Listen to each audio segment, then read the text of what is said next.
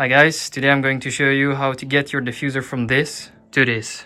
So for the tools for this install, it's pretty simple. We have 4 balls that we will be needing, 2 in the center and 2 on the sides.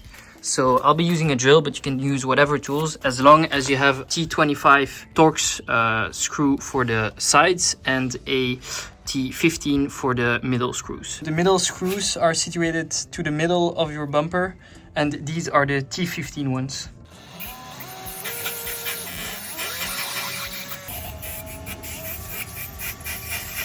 After removing those screws, all you need to do normally is take your hand and pop these out and it will fall by themselves.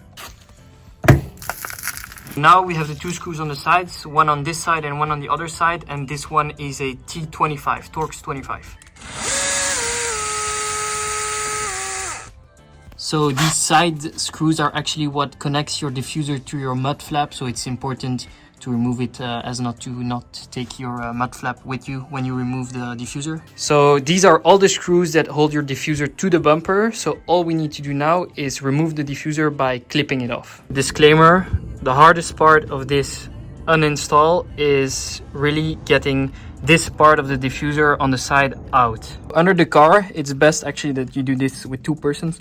So one is actually pressing this clip up and the other one is really yanking onto the diffuser. It seems really sketchy to do this, and you will hear some squeaking sounds from your bumper and some creaking when you try to pull it off, but this is normal.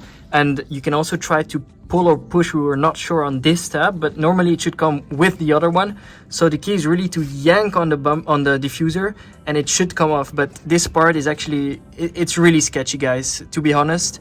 There will be weird sounds. It's hard to pull it off, but with some force and with some pushing on the clips, it should come off. Once this part is off, it should be as easy as just putting your 2 hands and gently getting the diffuser off.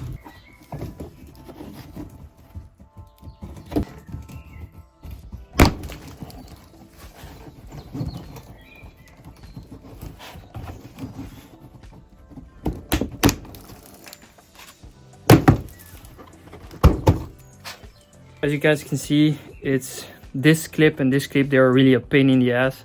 As you can see, there's a real indent. So you really need to be pushing this one upwards and get this one back to be able to start tugging on one side.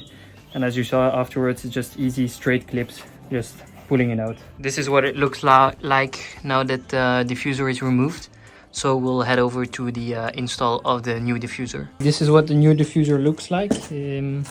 It's correctly packaged, really good, so take it out right now. As you can see, there is some dirt accumulation on my paint, just as a precaution, because my new diffuser is going over this part. I will be cleaning it just with a simple all-purpose cleaner and wiping it off.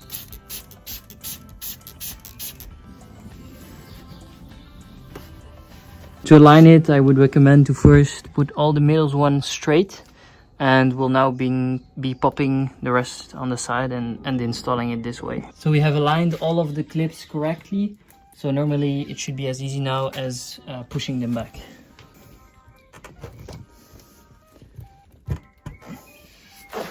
I quickly put it on off camera for the reason it's not rocket science, but it's just you need to really be pushing onto the clips. Be sure that everything is aligned, and most importantly, you will have to look under here. This part will actually bump against this and you won't be able to push. So really pull back this part downwards and then push over it, and you will hear everything pop into place at once. And normally the rest is really just straightforward, just popping it in, and everything is on in a few seconds. Everything left to do now is to put back these 2 middle screws. Don't forget the clip first, as well as the side screw. So put the mud flap back over it. Don't forget to put it back over it like this on both sides, and you're done. So this is the final result, guys.